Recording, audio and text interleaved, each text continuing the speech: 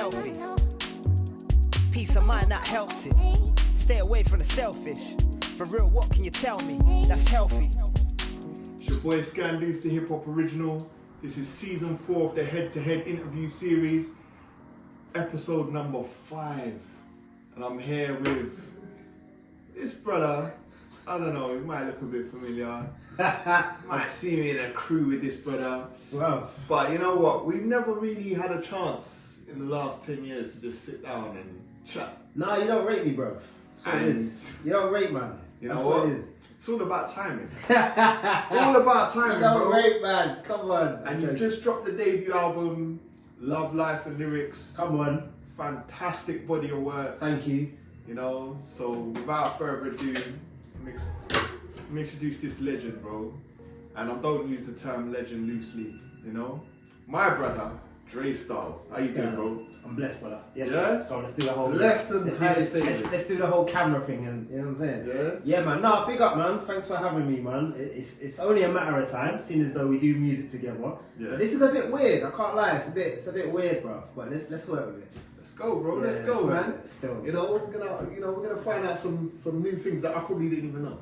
Alright, It's cool. gonna be real. So that's why I'm excited about this, man. It depends on your question, innit? You know what I mean? Oh, I'm just gonna give you the standard questions, bro. And you take it wherever you go with it. Cool. Say no more. Yeah? Creative license, man. Say no more. So the first question, always ask, yeah? Mr. Dray Styles, how did you find your way into hip hop, man? Where did it start for you? Oh, mate, hip hop's always been there. Since primary school, man. Since them days. Since Biggie, since Criss Cross, since, you know, all the you know, like the black films, American, it's all American, isn't it? So from there, you kind of get the culture, you hear songs subliminally, you hear it, and then when you get older, you're like, oh, you just know the words. You're like, how do I know the words? Do you know what I mean? So I came into hip hop early, man. In fact, I came into music early. With hip hop, I say like, I'm different though. I mean, my first love was drum and bass, bro. That was my first love. Like, I used to listen to Cool FM. My mum used to like make me wash up on her Sundays, right? Yeah. So after Sunday dinner, I literally had the radio in the kitchen, and Super Sunday, Cool FM would be playing in the kitchen, full blast. Yeah, Skibbity, Shabba, IC3, all them man there I'll be listening to like till God knows when. So you imagine like that was a long washing up session every Sunday. You know what I'm saying? But it really started from there. Like going to like under 18s raves and shit like that when we weren't meant to go with older cousins and shit. Like, so I think music started early. I wouldn't even say hip hop, I'd just say music started early for me. And I think how being active in the music, that started from around, I'd say probably 11, 10. Yeah. Like, I used to listen to, I told no one this actually, let me say it now. So I used to listen to Busta Rhymes, right? I used to go with my mum out shopping, go to Our Price, whatever it's called at the time, get a single, go home, listen to my man, and then write down his lyrics, and then try and spit it myself, which never really went down good. Okay. But the effort was there, do you know what I'm saying? Yeah. So from there, Was there a particular Busta Rhymes track? What's it called? Rhymes go low, rhymes go low, rhymes go low, rhymes go. I used to, bro, that rhythm there, that was like the Bible, the blueprint for me. That was my blueprint to like how you write bars and shit. That was the first time. Obviously listening to like Skibbity and everything else that you're around. You know what I mean? Bashman, you know, whatever, Rare Groove, whatever my mum was listening to at the time. So, yeah, man. Since then, and like I started DJing, got into like 12, 13. My mum, I was begging my mum for about a year to buy me some decks, bro. Yeah, because all my friends, my friend had some decks, 12 10s, techniques, bro. Imagine at that age, you go to his yard and it's brand spanking new. I'm like, raw, what? Yeah. I was at his house all the time, man, until I thought, hold on, I want decks for myself. So I'm begging my mum. She finally got them for me, and I didn't get no techniques though. Yeah. It was like Sound Lab belt drives. Yeah. And I'm telling you, if you learn to mix on those, yeah, You can mix on anything. I'm telling you, man. So that was training for me. And growing up in Chingford was a lot as well because I had a lot of like influences around me. So like people who were doing it, I say like people like Nicky Forcer and Slim Ting, who were on radio at the time. Nicky Slim Ting, he's a director now. Oh yeah. Yeah, he directed The Intent, both of them. What else has he done? He's done like some videos for DWE and all that stuff. But he used to DJ quite a lot. He was back in the day. He used to be at Stratford Rex every week. You know what I'm saying? And like Nicky Forcer lived on my road. Yeah, at the top. Yeah. But I didn't know it was him for years, bro. Yeah. Like, I used to listen to the radio and think, wow, this guy, who's this? Nicky Slim Ting and Nicky Force. I didn't know Forcer was him, bro. Forcer, if you're listening, you're the first guy I knew who was MCing, bro. Yeah, the first guy that made me think, wow, I want to MC. Do you know what I'm saying? Second person, hold on, you didn't even ask me nothing about this. I'm just reading off.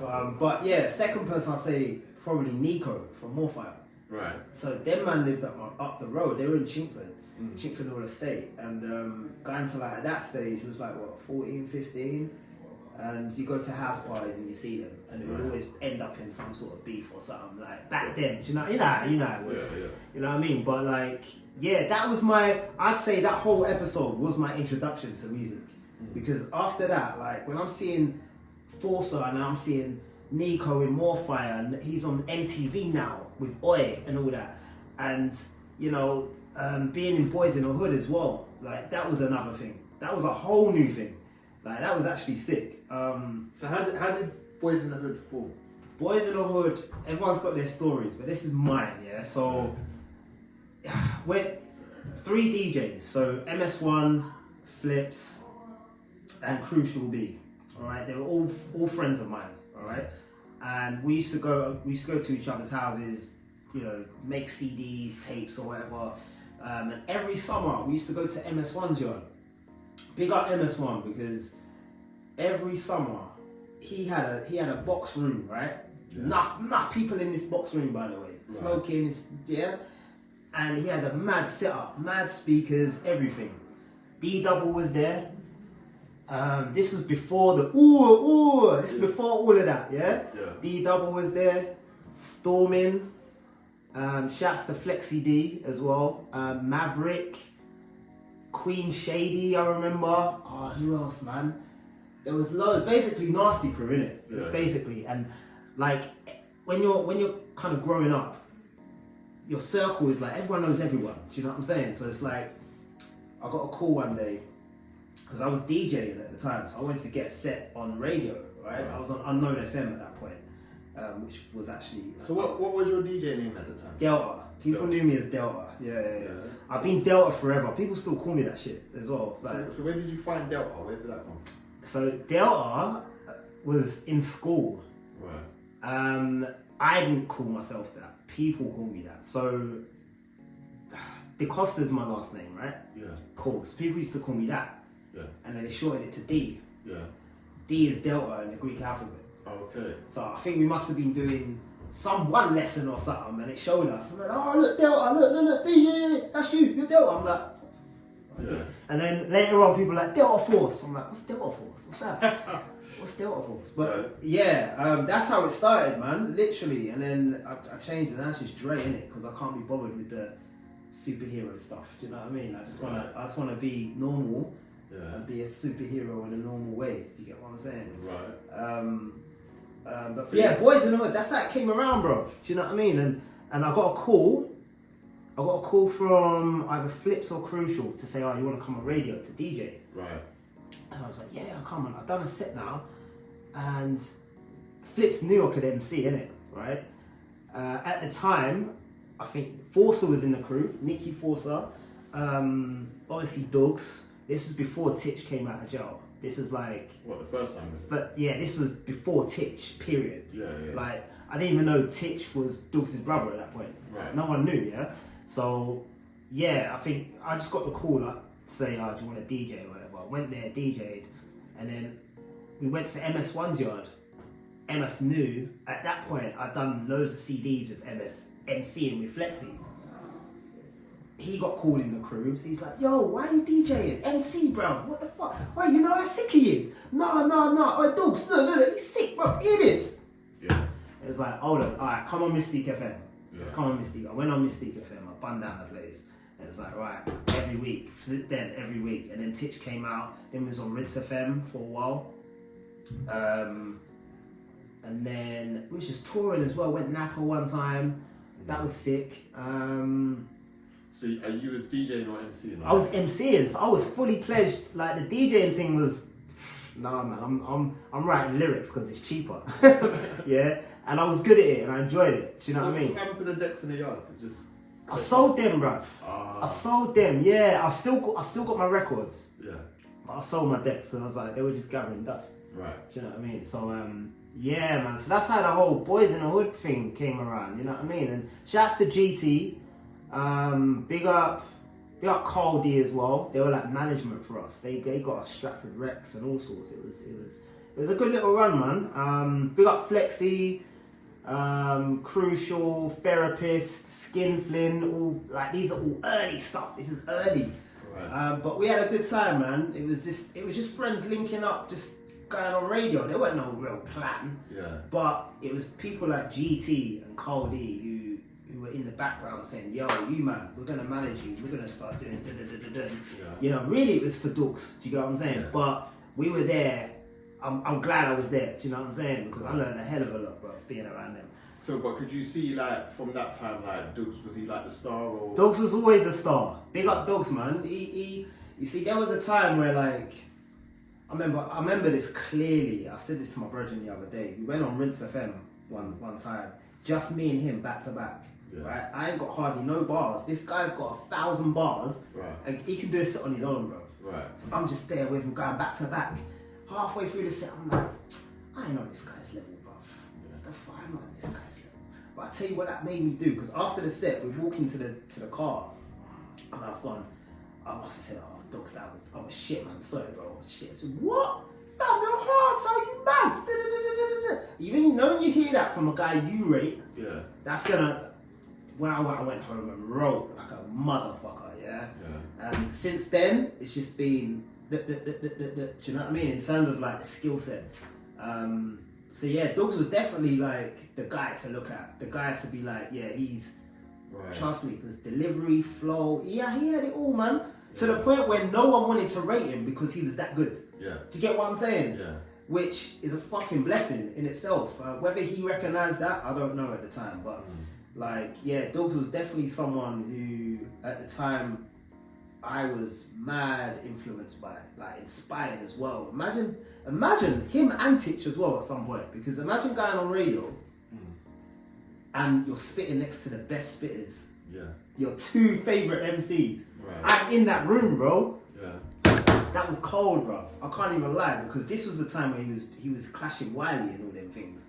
You know what I'm saying? And we were getting bookings, and I'm like, these guys are older than me. I'm younger, right? So I'm looking like, bro, I'm just getting brought in, innit? I'm seeing things, and I'm seeing what Wiley's, all these people, bro. So, yeah, that's how Boys in the Hood and Dogs and that came around, man. Boys in the Hood was a good time still. Right. So at what point did it like just like come to an end? Like, obviously you went on. We're not gonna talk about that. Nah. Okay. So at what point? Let me rephrase that then. At what point did you feel like it was time for you to go on your journey? Probably when I met Mr. Sounds. No, when I went to uni. Yeah. So 2000 and I'm showing my age. 2000 and something. I went to uni, and it was at that point. Honestly, I didn't want nothing to do with music. Right. Yeah, because at that point, I'd seen enough. Yeah. I'd seen how people are. I'd seen how the game is. I was like, fuck this. I'm going uni, get my degree, live my life. Yeah. I went to uni, and I'm seeing different types of music heads now. Okay. Do you get what I'm saying? It opened my eyes, like, right, it's not just this radio thing that you can do music with. So I met G-Range, I met Duke 84, I met Silky Slim. Who else was there? Honourable shout out to Marcus Nasty, who was there. I don't think he remembers me, to be honest, but we all used to be in the studio. Do you know what I mean? And just jamming, bro. And like me and G-Range started no labels. Right. And he approached me, he was like, yo, Del, man, we gotta do this thing together, man, you're cold, da da da. I said, yeah, man. So me, him, Nutty P, Mr. Sounds, all of us just kind of, it was like a movement type thing where we'll go to Sounds as we record like 5-6 tunes, we didn't even plan it. We just go there to check it and be like, oh, I've made this tune. What? I got a bar for that. Yeah. And then we'll lay it down and be like, oh, we've done this tune kind of quick. Make another one, man. It'll make something on the spot. We've done that quick, man. What's the time? We've got room for another one. Yeah, let's do another. It was literally like that. Right. Literally. So big up Sounds because he used to make shit on the spot so quick. And Nutty P. So after Boys in the Hood, it was literally like, it was more hip hop time. Okay.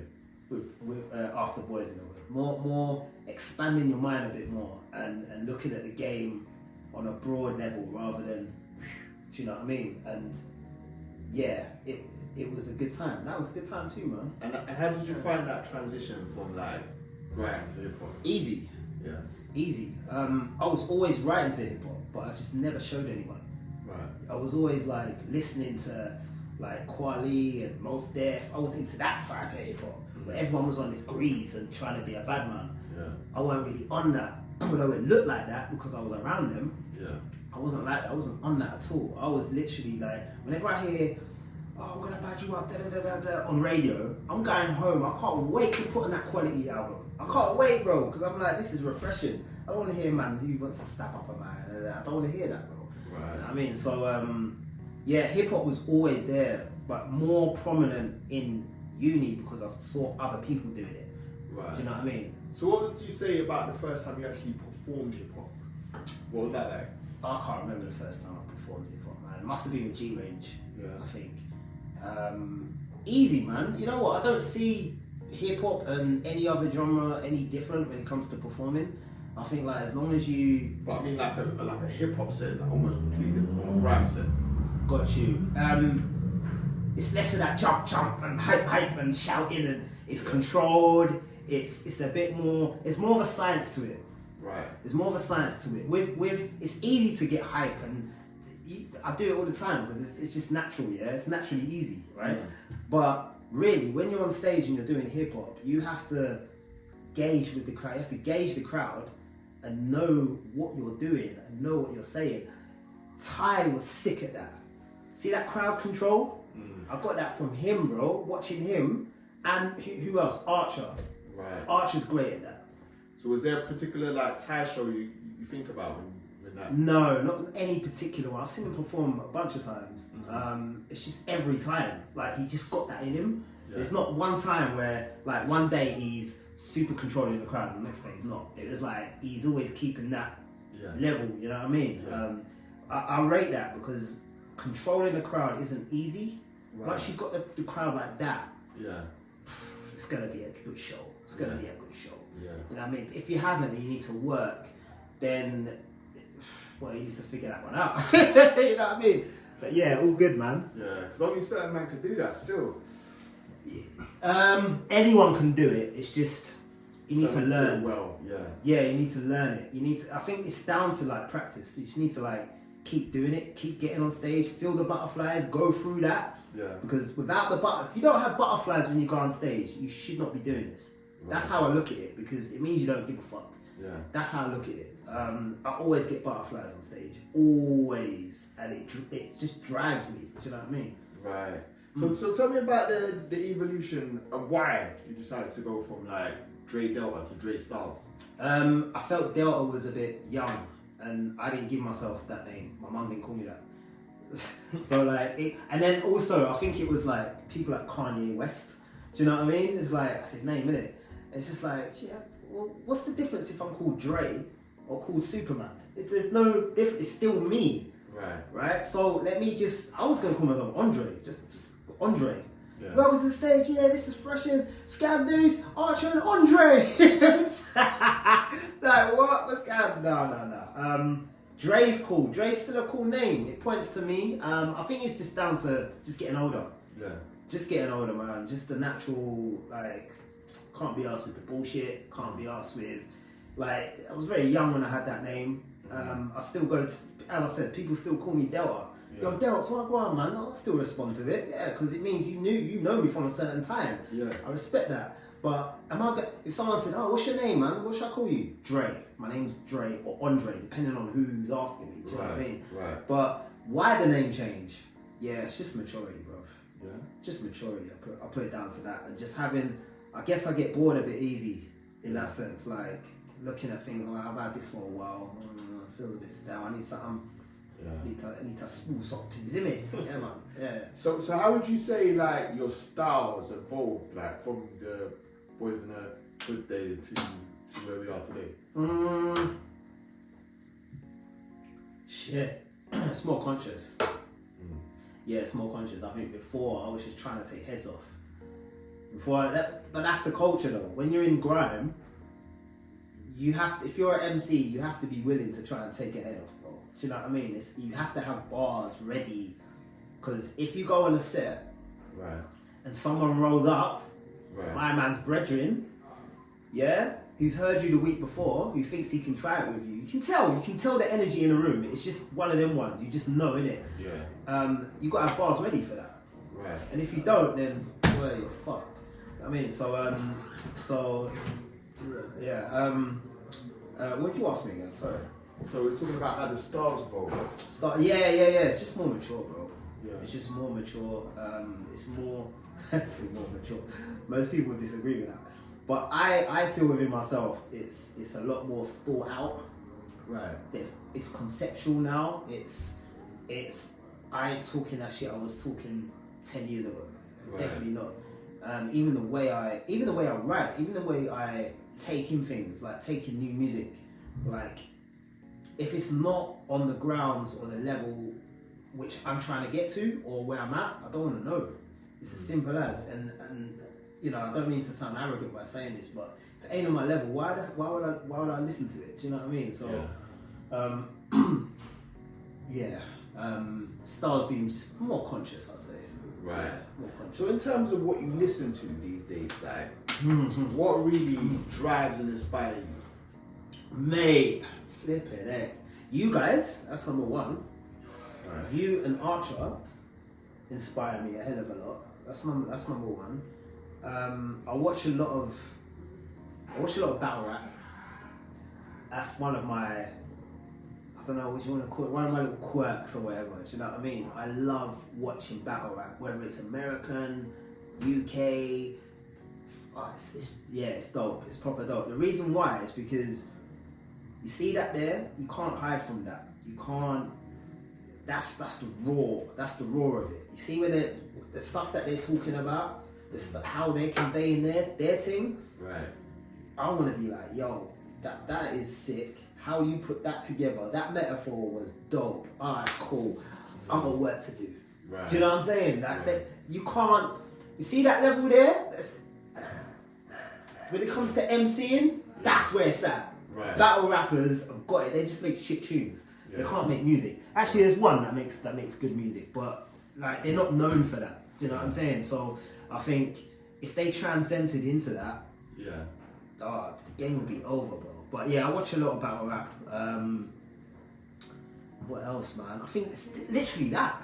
Yeah. Yeah, that's when I think about it. Yeah. Like when I'm at home, I don't listen to like battle rap's the only lyrical stuff I really listen to. Right. I really listen to like instrumentals. Right. Like I go on SoundCloud, I'll type in African percussion instrumental mix. Yeah. And I'll just have that, I'll be vibing. Or Soul Action. Right. That's something I love. I love listening to that. Children of Zeus. Oh my days. What the ras.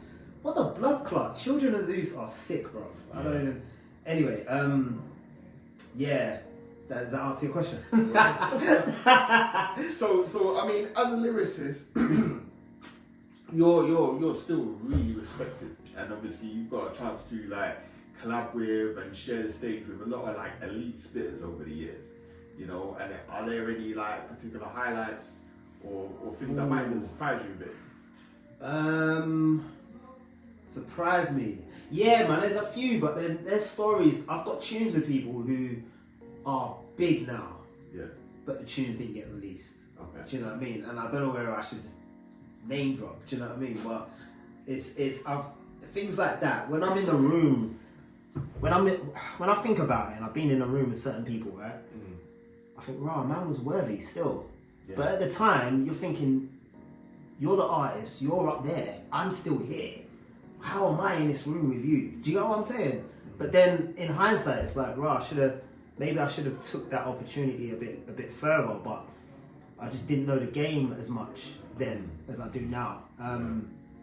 So like, yeah, just working in the studio with certain people, certain producers, certain artists who hollered at me. This is MySpace days.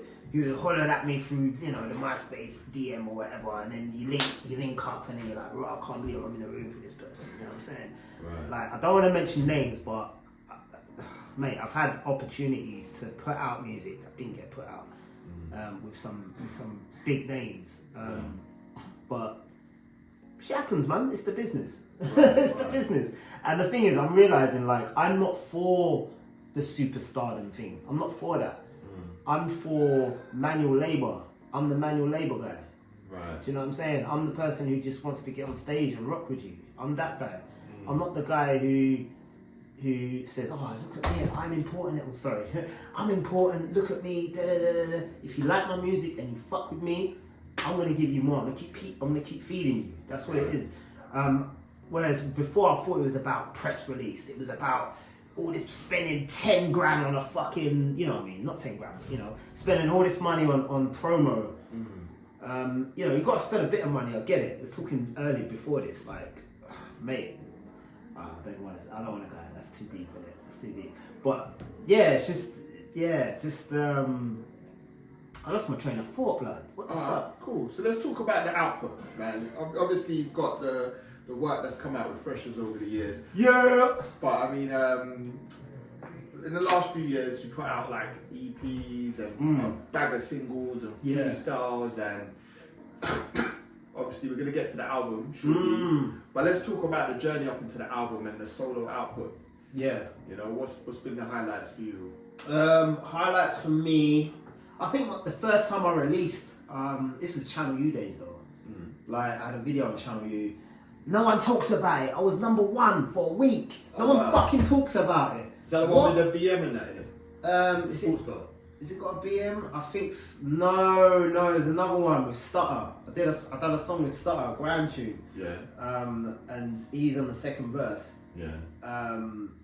And at the time, he had a song with Jammer at the time. Right. Called Conk or something. Conk. Yeah, man. That was a highlight. Yeah. That was definitely a highlight. More solo stuff. I guess, like, more recently, just, I say releasing the EP during that COVID period. That was pretty cool.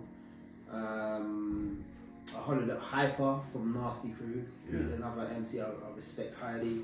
I was surprised when he said, yeah, man, send me the beat. Yeah, I run that. I was like, what? Shit, alright, cool. Doing projects with Nutty P as well. Yeah. You know, working with him, working with sounds. Because what was that, Team Bakery or something? Yeah, Team Bakery. So we had like, it was all him. He just kind of said, look, I've got a bunch of artists, I want to put you all together, I think it would be sick. Yeah. And then it so happened that we all knew each other anyway. Right. So that made it even more like, shit, let's do this. Do you know what I mean? Yeah, so there's that. There's obviously FRSHRZ. This guy came up to me outside, what's that place? Scala, you remember? He came up to me, I'm like, who the fuck is this guy? Why are you walking up to me? You were trying to rob me or something?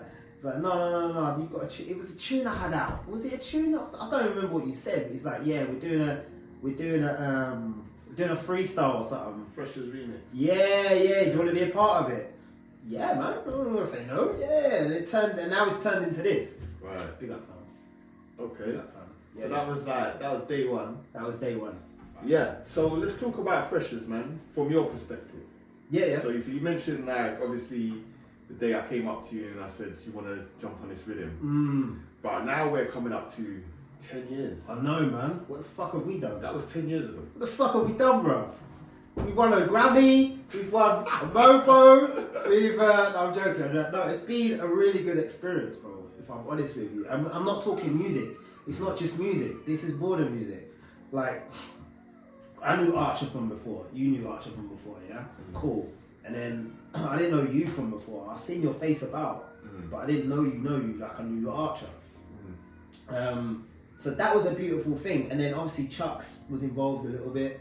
But then, like, I realised I'm working with proper people. It was the first time I felt like there's actually a professional setting here. Whereas before, it was all over the place. No diss on anyone I've worked with in the bar before, but it was all over the place. There was no organisation. Even when I was trying to get things organised, it just scrambled again because other people were just on their own shit.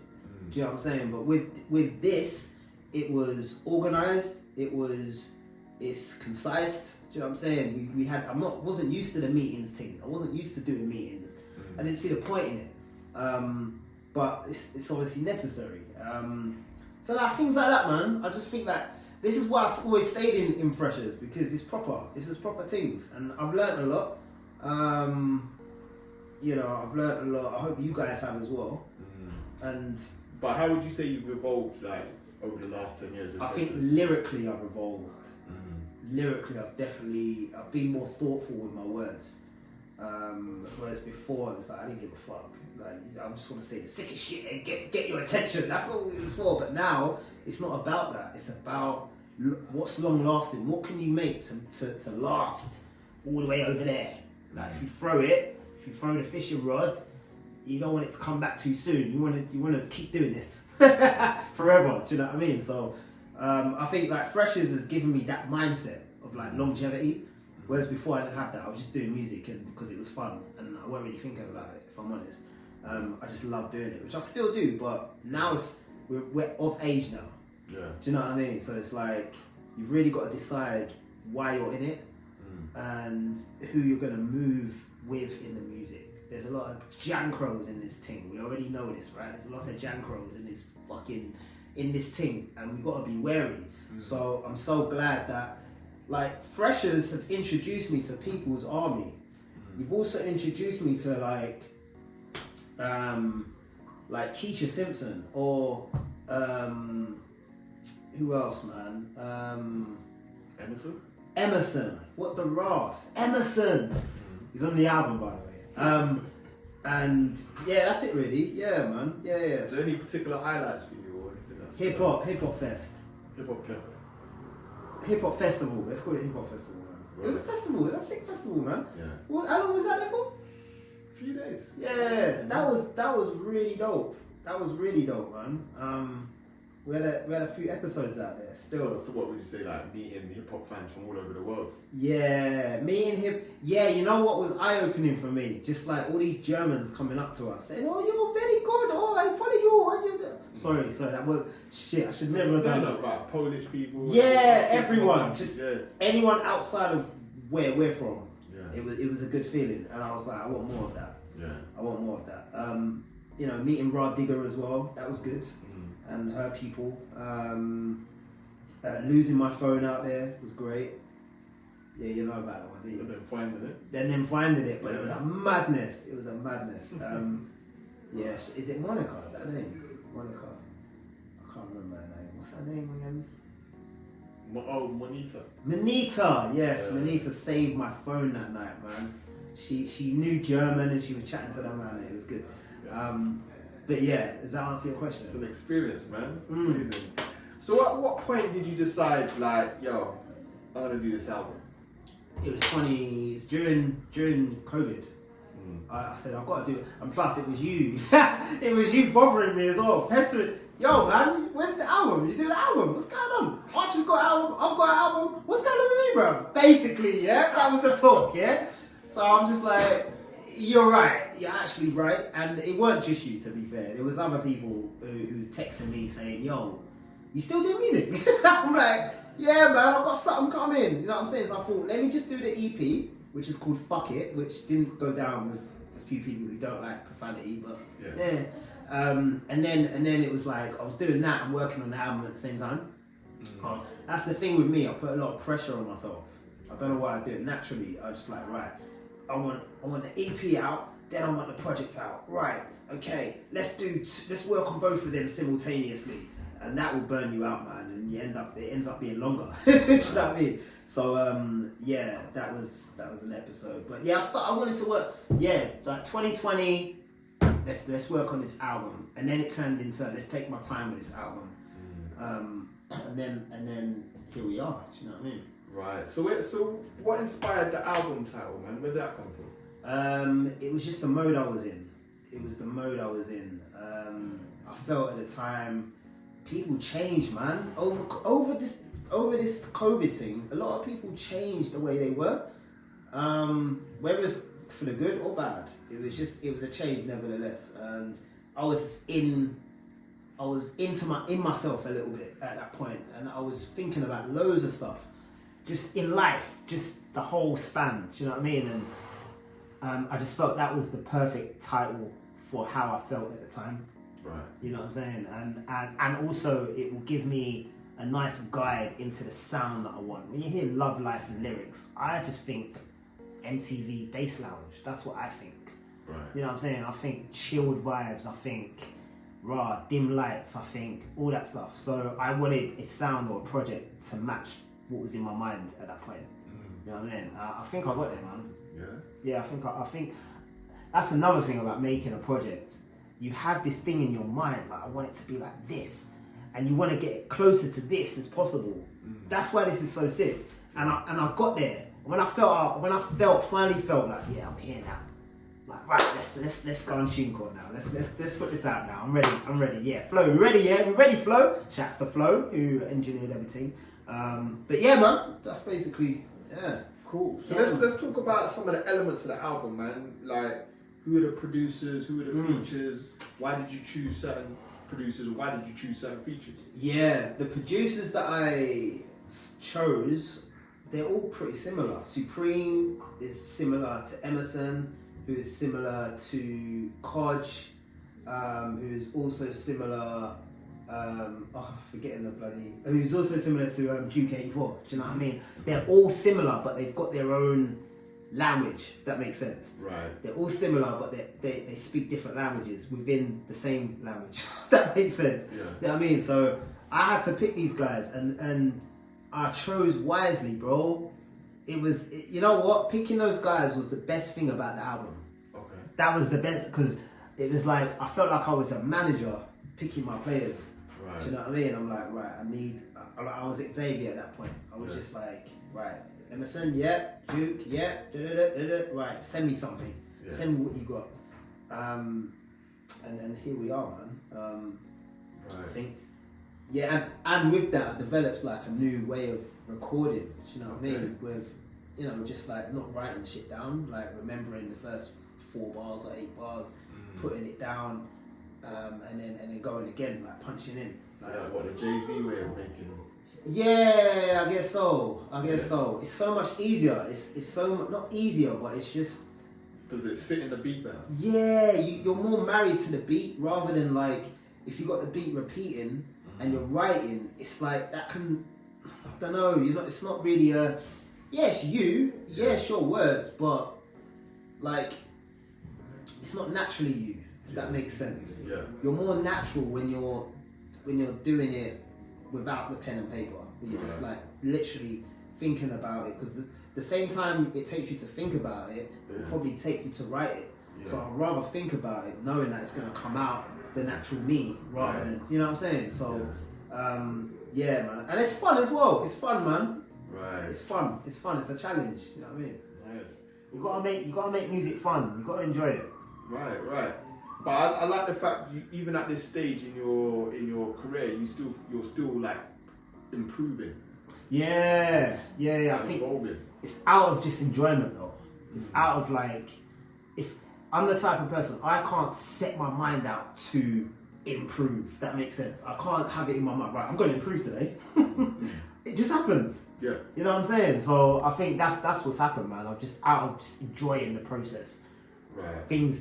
Magic things happen, and you're like, and then other people notice it. You're like, I didn't notice that. Oh, and then you go home and reflect. You're like, oh shit, he was right. You know what I mean? So yeah, that's what that is. Cool. Yeah. So let's talk about some of the personal highlights from the album for you, man. What really stood out? All of it's personal. All that, the whole. There's 11 tunes on there, and all of the songs are personal. Yeah. All of the songs are personal, right? So when you listen to the album, you'll get a sense of my personal. You understand? And you either like it or you don't like it, or you like it a little bit. Right. So you had big singles on there, man. So like Love Is. You know, which isn't the let's say the first single that people would expect from an artist like yourself. You know, what made you want to go in that direction? Glad you said that. So like, I wanted to do. That's another thing I wanted to do is have a surprise element, like doing things that people don't expect of me. Yeah. People think I'm a grime MC. Right. I'm not a grime MC. I'm an MC, right? I'm a spitter. I'm a fucking lyrical expressionist. Yeah, let's call it that. Right. You know, so to go against that perception was a good feeling. Right. It was a great feeling. Like, yeah, it's a good feeling because look, the feedback that I got is, bro, what? No grime on this. Yeah. I'm like, nah, bro, no grime, bro. Oh, see, alright, I'm gonna take it in a bit more then because of that. Yeah. So it's like, I've done a good thing, and the element of surprise is never a bad thing, it's never a bad thing. Right. So I mean, outside of music, obviously, you're big in terms of like fitness as well. Like you run a company called Starbright Fitness. You got another single on a project called Healthy. Yeah. Why is it so important to you to promote like health and well-being? Because I don't think enough of us from our community is really doing that. Not on a musical scale. We're doing conversation, but on a musical scale, I wanted to make something that I represent, that comes from me. Do you know what I'm saying? And that's the song that came out. Like when we was in the studio, Kodge played it. Yeah. And he literally just played the intro. Right. I said, what? What's that? Already I knew. I didn't even hear the beat. Yeah. I was like, yo, what the fuck is that? Hear the tune, hear it. Heard it now. As soon as the beat dropped, Healthy came out. It just came out. Healthy. You know, man, that melts. Oh my lord. Oi, brother, run that on a USB. I'm going home now to write. I'm going home now. I know you ain't got time right now. I'm going home. Yeah. Next day it was done. Yeah. And I sent him the thing. So, like, yeah, like every song on the album is come from the essence of me. Do you know what I'm saying? Like, I like to stay healthy, of course. I do have my days where, you know, cheat days and whatnot, but nah, that's what I represent, you know.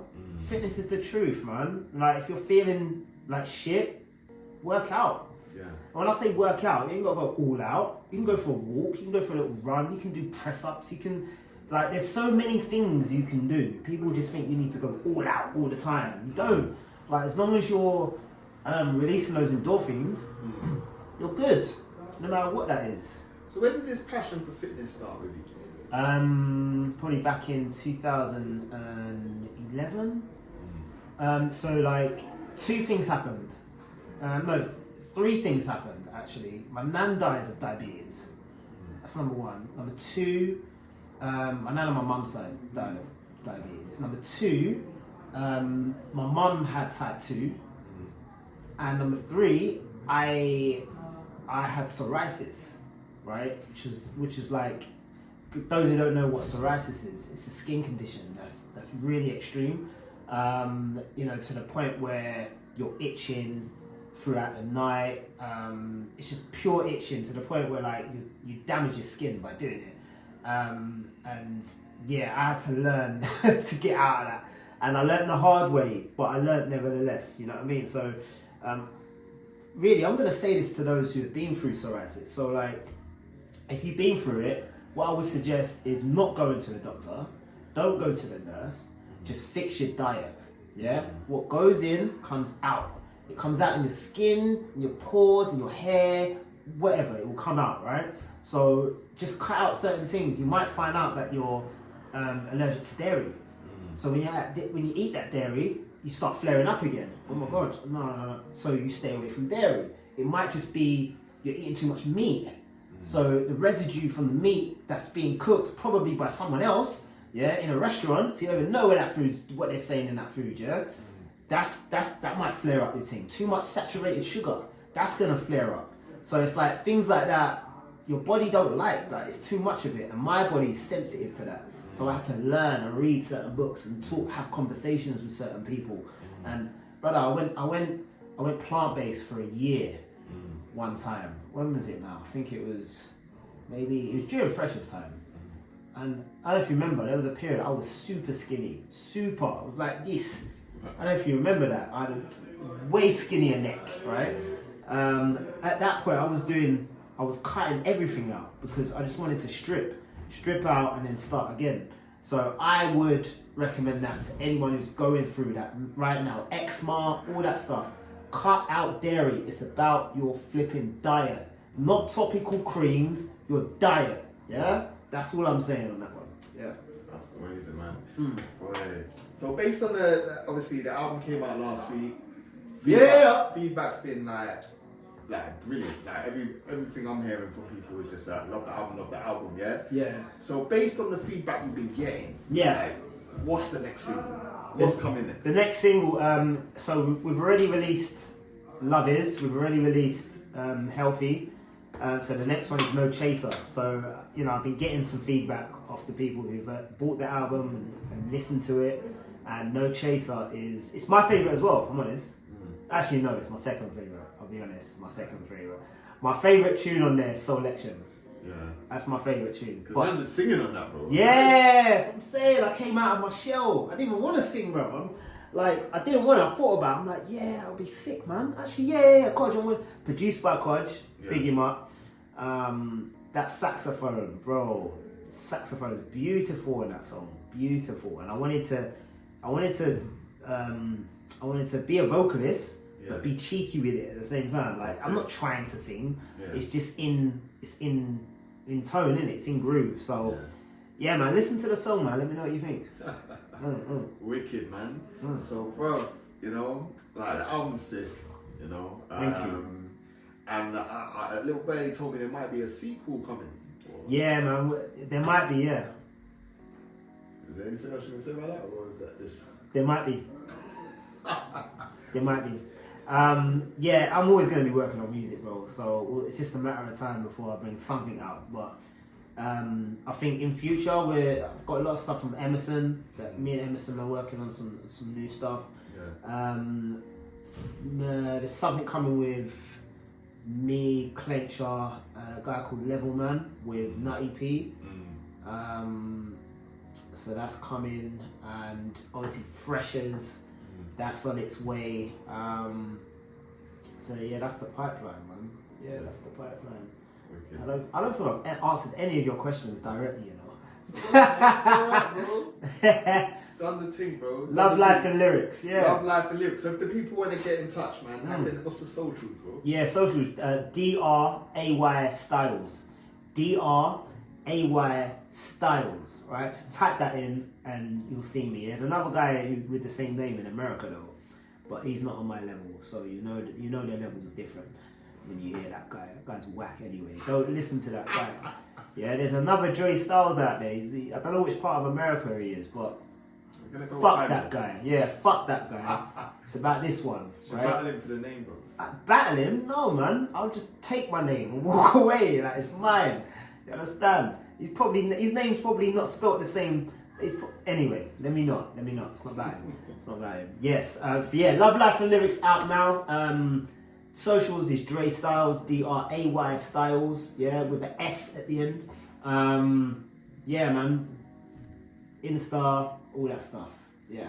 Wicked, bro. Thanks for blessing the show. Come on, man. Coming through and doing the damn thing, bro. Hey, I put on weight, man. What you mean, man? Get in there, bro. I need to get on my star bright, bro. Yo, get on that star bright, bro. Come on, man. I've been telling you for time, man. Well, we have to. No. Let me just. We have this conversation all the time, Scan. Yeah. And it never happens. It's coming, bro. Every Thursday. Remember, he said that, yeah? Remember, you're the witness. All right. So if you don't see me in future interviews gradually getting slimmer, you know it's about that. Because of me, that's why. That's what I'm saying, man. So until next time, peace out. Healthy. Peace of mind that helps it. Stay away from the selfish. For real, what can you tell me? That's healthy.